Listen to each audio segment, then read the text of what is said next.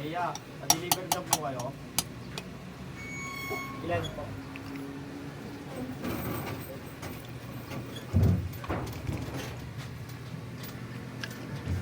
Sabi.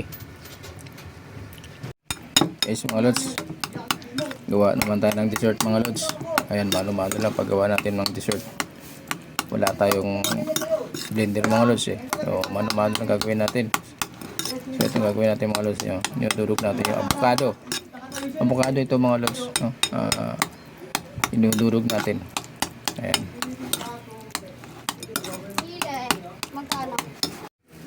Lagyan natin, mga lods, yung gatas. Ayan.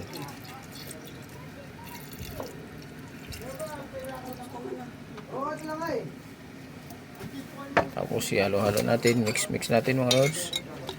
Ayan.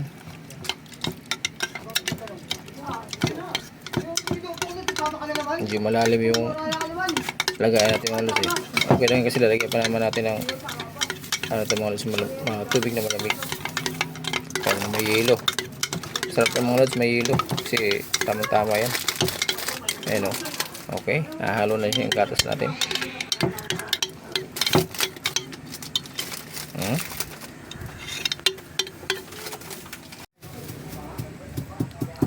Ito na may asukal natin, mga lods. Pampatamis ng ating avocado. Ayan. Okay. Haluin natin.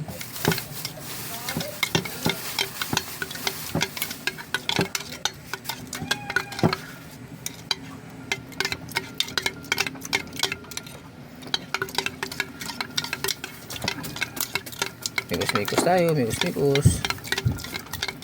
Ayan. Tapos tikman natin, mga lods. Kung sakto na yung ano natin, templada. Tama lang, mga lods. Ano natin? Tama lang yung tamis niya. Kunti lang naman to eh. Ayan, mga lods. Bago natin lagyan ng yelo, mga lods, ay lagyan natin ng grahams. Tapos imikos-mikos din natin. Ayan.